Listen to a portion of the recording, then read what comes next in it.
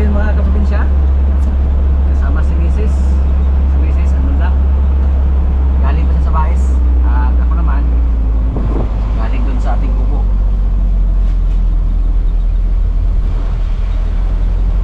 Nasakay lang siya ng bus.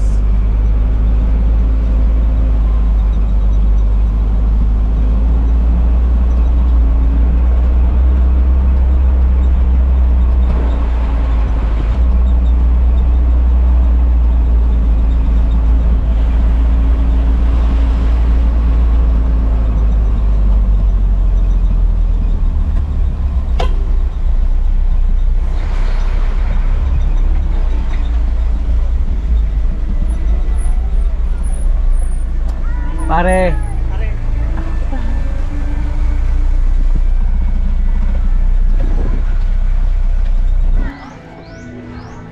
Puntahan muna natin si Mrs. Andun sa bahay ni Brod, pero hindi po anak ni Brod yung kinasal niya. Bali, pamangkin ko po. Pare! Pare! Pare! Pare, tikang-tikang tani.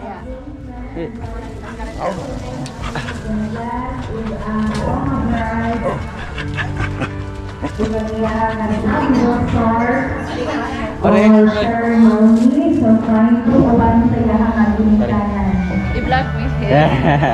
Guapa. Hi ka, probinsyano. Simpan sa pare.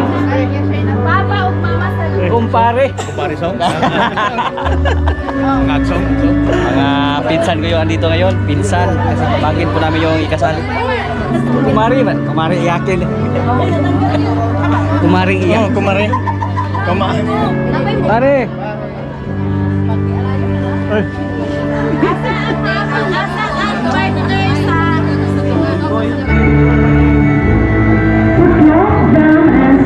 We have Mr. Noe Barona and Mrs. Merlin Barona. For our principal sponsor, we have Mr. and Mrs. Gerson and Annie Actor.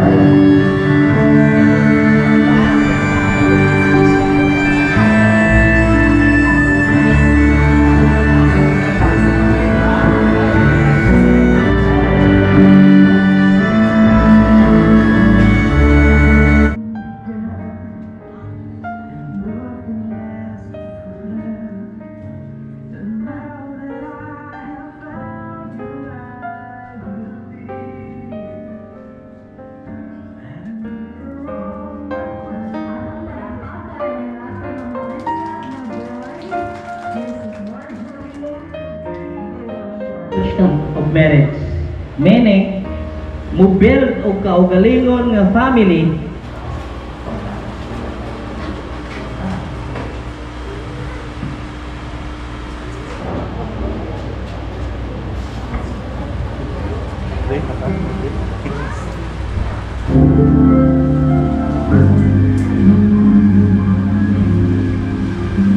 Okay ang mga lungsod sa pagkakulo. Kung ginaot kang Ginoo, magadan action dagway yan kaninyo. O kamo, ako maka-introduce ka ninyo nga si Jorel and Marjorie.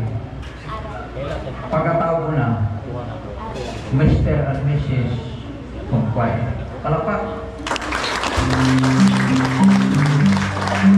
Sama mga pinaka-sponsors. Alright, thank you so much.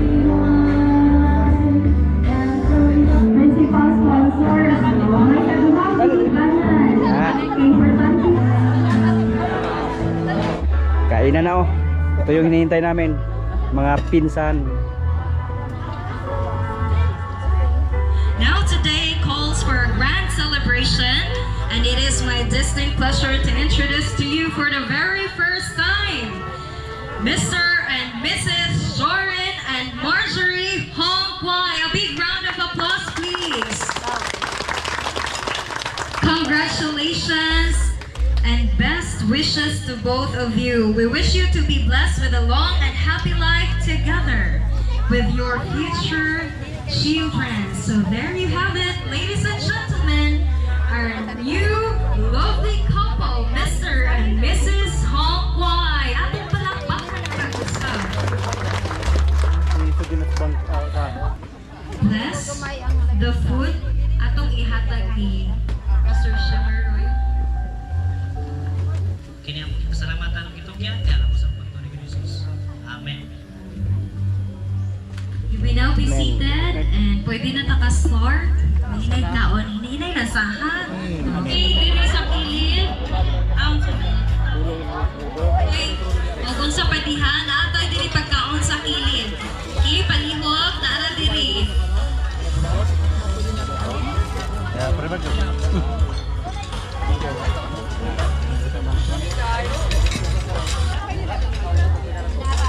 So just enjoy your meal.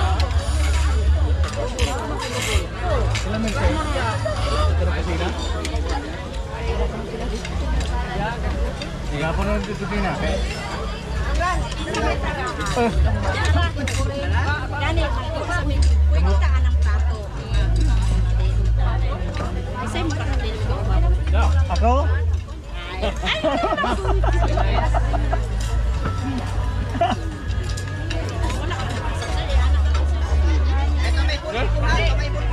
Hapit na ba sa guys? Ano manok be? Ilawan na mo. Kali sa gipit mo so. Manok, ito manok to? Manok mo na. Baboy mo ko na eh. To sa ato ang reception area.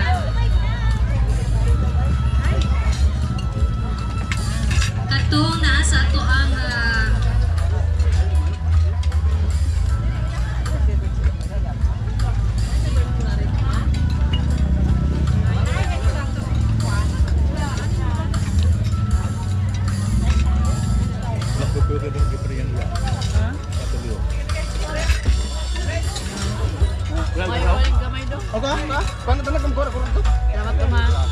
Ibag sa panin ng kuha oh. Lager oh. Ay! Ay!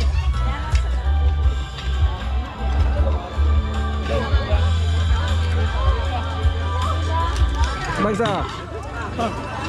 Ay! Ano? Dito ba? Marupot niya diya? Sige dino. Ka, ari ka. Ari, ito kante ano?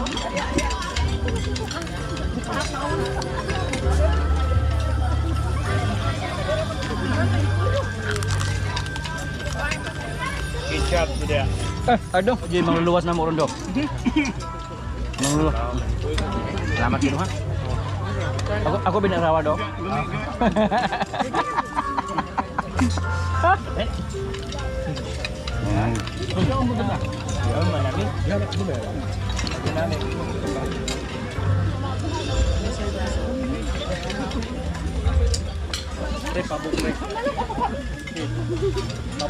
Ini dah. Aku nak touch move lah, touch move. Kudai, manok kudai.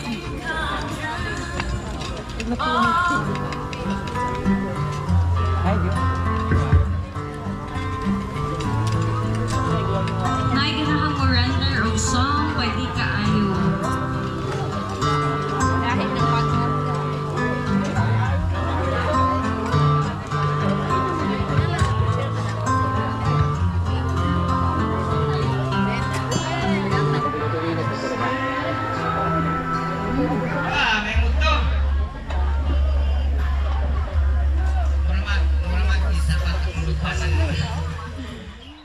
Mga kaprobinsya, nakabalik po tayo dito sa ating area. Si Mrs. nakauwi na po, galing sa kasalan.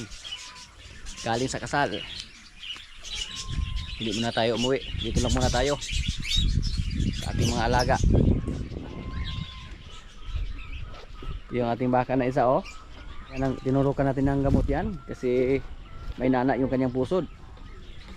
Nagkanana yan mga kaprobinsya dahil kinagat po sa kanyang nanay yung kanyang pusod.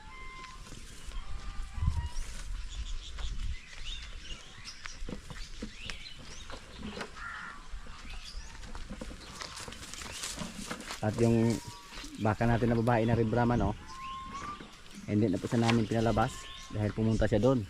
At doon sa kabila may mga tanim doon na talong or mga gulay. Delikado, baka mapinsala pa yung mga tanim na doon. Tapos makabayad pa tayo. pag hindi natin mabantayan, pag hindi mapansin. Yan oh, may kanyang-kanyang balde na yung mga baka natin dito para hindi sila magagawan. Bumili tayo ng mga balde na maliliit. Yung mga balde na yan mga kaprobinsya, yun po ang ginagamit sa construction. Nagaw siya oh. Yan.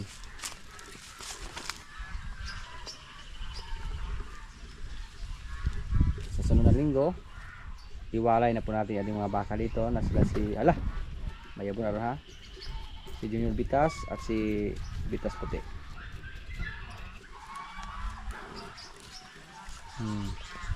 Lipulo lang sila oh.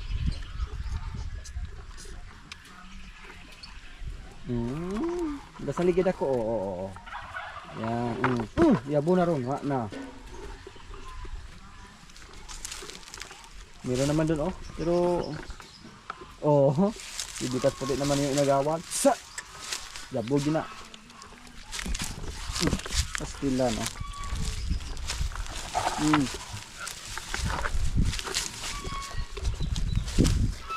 May isa naman doon. Baka natin. Ayaw patalo ni Bitas Junior. Yan po ang tama. Lumipat ka dyan. Dito. Dito. Kailangan po silang bantayan mga kaprobinsya. Ito. Bing, Bing. Pikas Bing. Ito Bing oh. Wala na, yabo na yun. Ay.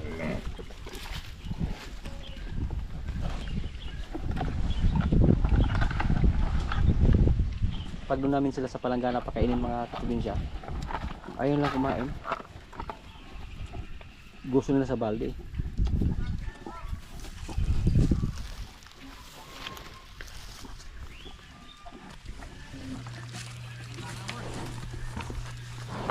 Jadi pwede pa kanon ng lilibantayan daw, mga yabo jod. Oo. Nini. Gani.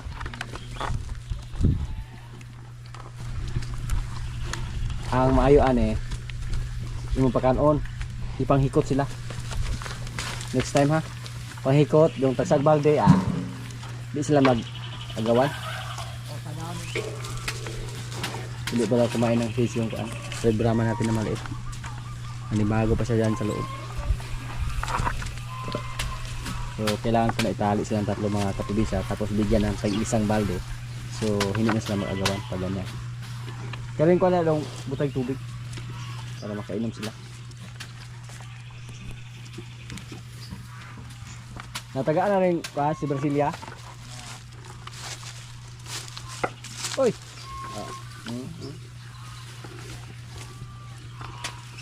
Sa Balaka next week. Walay na kayo sa nanay nyo. Kahit nasa 5 buwan pa lang kayo.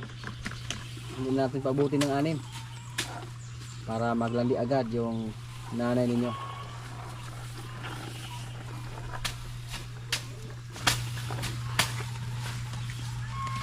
Tagal gubog yun.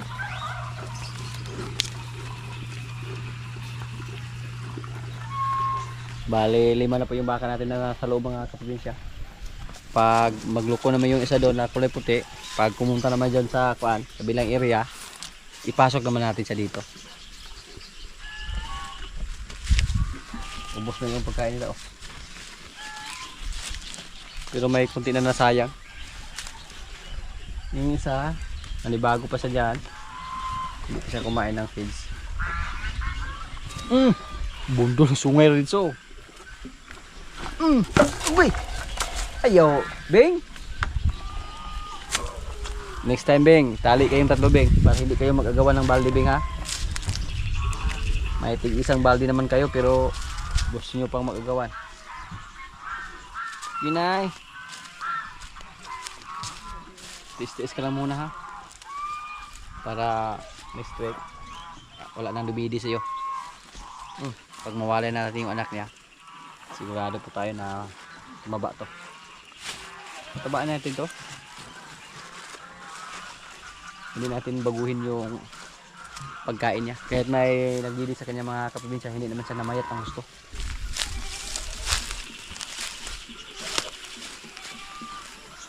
Bitang.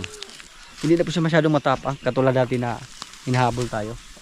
Ganun siguro basta masanay sa mga tao kasi dati po palagi siyang pinasol doon sa paligid. Paminsan-minsan lang siya makakita ang tao.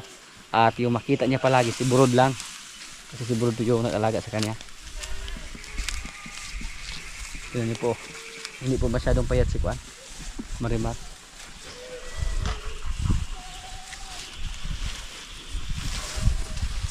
Yung kanyang anak oh. Nahubag yung kanyang puso. Buti lang napansin namin.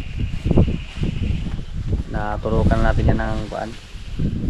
Pilisina. Tapos talagyan ng magtabo ng langaw yung kanyang puso. Sana gumaling na yan. Kadalasan po sa ating mga baka na bagong panganak, yun po ang nangyari. Sa kagati ng nanay, yung puso ng kanilang anak mamaga at saka magkaroon ng nana. May lagayan po kami ng kumpay dito mga kaprobinsya. Kasi pag andyan lang, apakan po ng ating mga maliit na baka. Kaya nagpagawa tayo ng ganito. Pero bakal din to. Ito yung galing doon sa Ayungon. Pakinabangan po namin ng gusto. So malaki yung pakinabang dito. Hindi na po mabakan yung kumpay natin. Kasi may lagayan na. Pero ngayon na nasa loob na yung maliit nating baka, medyo okay na. Siya po yung kuan, leader sa tatlong baka natin dito na mga maliit. Kaya yung leader, pinasok namin doon. Para yung mga iba naman maging mabait. Para hindi naman sila makapunta sa ibang lugar. Padula ko daw, basta mo pa daw. Pwede nag-ilisdan. Pwede nag-ilisdan.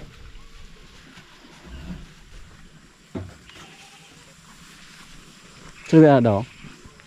Padula ko daw kasi buhay ko no. Mga basta mo pa. Mga tao. Pag tumaba yung si Batang mga kaprobinsya, napakalaking baka yan kasi matangkad yan. Asag nailaeng Na yung sariling makuha rin ako pitig ano na pugod. makuhaan og baka. Para bangka ba ito. Ikalagi grap niya ba. Makuhaan mo na si Batang. Sila may mga kaprobinsya oh. Napuglawas yun. Patingin namin mas malaki pa siya kung pagkabitas. Iso kayo siya. Naman ito gawas. Sungay ka? Ayaw mer. Di ka pupahon mer. Di ka pabimbangon. So, ayaw. Di kumudaghan rin. Masintay ka mer. Mga isang buwan siguro mula ngayon o 2 buwan. May maglani na dito sa ating mga baka.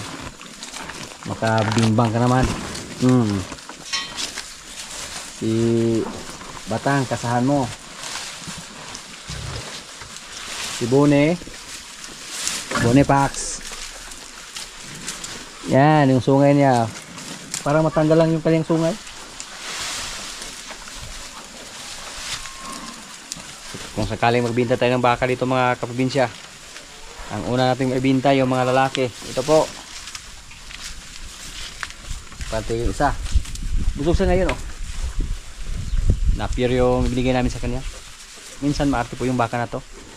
Yung si Pogi Junior.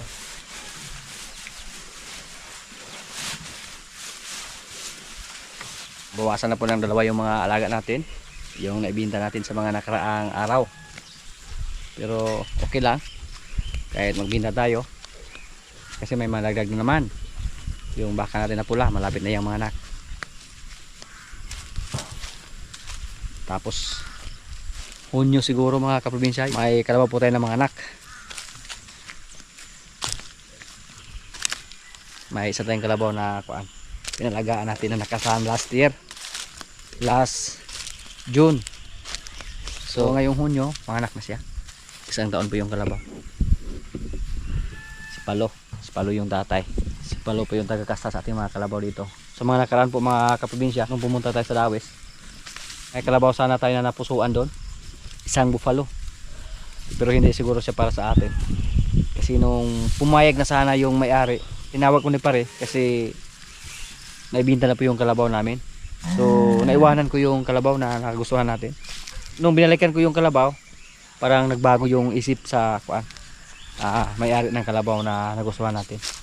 At saka may ibang nakabili kasi tinawaran natin ng 45,000, dinagdagan lang ng 1,000, ginawang 46. So doon siya sa 46. So pagbalik natin wala na. Pero pag hindi pa ako nakalis, sigurado pa ako na ako yung makabili kasi pumayag na sana yung kuan, may-ari. Maganda sana yung palo na yan, pero okay lang, marami pa namang mga kalabaw dyan. Baka sa sunod natin punta doon sa stockyard, makakita naman tayo ng mas maganda pa doon. Maganda sana yung kalabaw na yun kasi hindi po kumprador yung may-ari, mga kaprobinsya. Kaya napakadali lang pumayag yung may-ari. Hindi tulad pag kumprador na yung may-ari sa kalabaw, tapos tumawad tayo, matigas yan, magpalugit yan ng husto. Kasi pag tingin nila na interesado tayo sa alaga nila, taasan nila ng konti yung presyo or magpalugit sila ng husto. Itong si Rambo, kung sakaling maibinta natin si Palo, hindi po natin alam kung hanggang kailan lang si Palo dito sa ating area kasi malaki na siya, mga kaprobinsya, at saka medyo matapang na. Si Rambo naman yung kapalit, at marami po nagsasabi na mas malaki pa daw to kay Palo kung nasa insaktong edad na si Rambo. Subukan lang natin, try lang natin, basta mabait pa yung alaga natin, hindi natin sila ibinta. Si Bugoy nga mukhang ma-extend sa dito ng mga ilang buwan. Ibinta na sana namin si Bugoy, pero napag-isipan namin na gamitin muna namin si Bugoy sa paghakot ng kumpay. At saka sa ngayon medyo payat pa siya. Sabi po sa ating mga kasama dito na matabain muna ng konti, kahit kuan lang, magkaroon ng laman yung kanyang katawan, katulad ni Rambo. Tsaka namin ibinta. At saka habang pinataba namin siya, gamitin namin sa paghakot ng kumpay. Yan po ang ating na pagpasyahan. Si Tisoy, ano lang ibinta din sana namin yan. Kasi yan po ang nagustuhan sa aming kapitbahay dito. Gusto na sanang bilhin niya ng 38,000, pero nasayangan tayo kay Tisoy kasi malakas na po siya. Malakas na siya maghila ng karosa. At medyo tumaba na siya ng konti. So hindi muna natin siya ibinta. Dito po sa amin mga kaprobinsya, kailangan po namin yung mga kalabaw na lalaki para tagahakot namin ng kumpay dito. May mga babae tayo dyan, 3 yung kalabaw natin dyan na babae, pero hindi namin sila pinahila kasi si Palo, pag may kasama siya na babae, para mag-wild siya, magmamadali, parang mag-isog ba, maging matapang si Palo pag may kasama siya na babae kasi gusto niyang kumasta. Kaya ang ginawa namin, sa tuwing maghahakot kami ng kumpay dito, yung mga lalaki lang ang pinahakot namin. Si Palo at saka si Paloma, hindi lang namin pinahakot. Relaxing lang si Paloma doon. Pero pag mumulan dito sa amin, turuan namin siya sa pag-araro para may backup oxygen. Kasi dito po sa amin mga kaprobinsya, yung kalabaw natin nasa mga 7 si Jean lang ang bihasa sa pag-araro. So kailangan po natin mag-train ng isang kalabaw dito na lalaki or babae para may backup si Jean sa pag-araro. At pag dito po namin lahat ilagay yung ating mga alaga, mga kaprobinsya, kasama yung mga kalabaw, at saka pagpalabasin natin yung mga baka natin dyan, parang stockyard na po yung area natin dito. Kasi dyan po 5 yung andyan, tapos dito yung mga inahin nasa 6, may 2 dyan na maliliit, may isa doon. 27 heads yung alaga natin dito na kalabaw at saka baka. May 20 heads na baka at 7 heads na kalabaw. Kaya pag andito sila lahat, parang stockyard po yung area natin dito. Parang maliit na stockyard ba. Busog kay si Rambo, kahit dahon lang ng tubo at saka kupramel yung binigay namin sa kanya. Yung kambing namin dito mga kaprobinsya Nako, ito dito. Gamay ito anin. Ito nako, ito nang bibilin di ay. 2 yung ilagaan namin, 2 yung pinalaga namin sa nanay. Madagko yung nilalang ko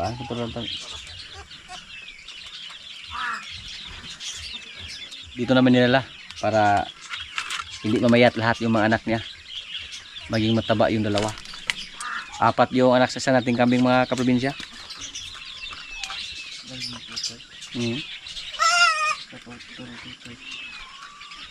Ako na madugay. Kulay ni Diyos yung dalawa.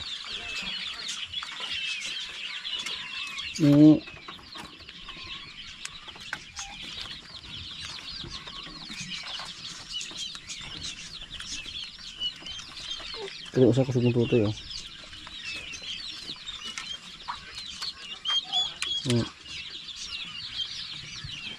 Tipis ko ng nipple.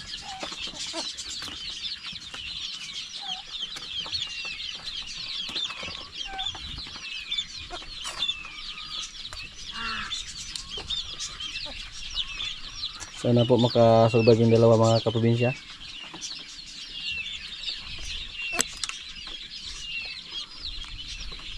Di ka masapot na ba eh? Masira?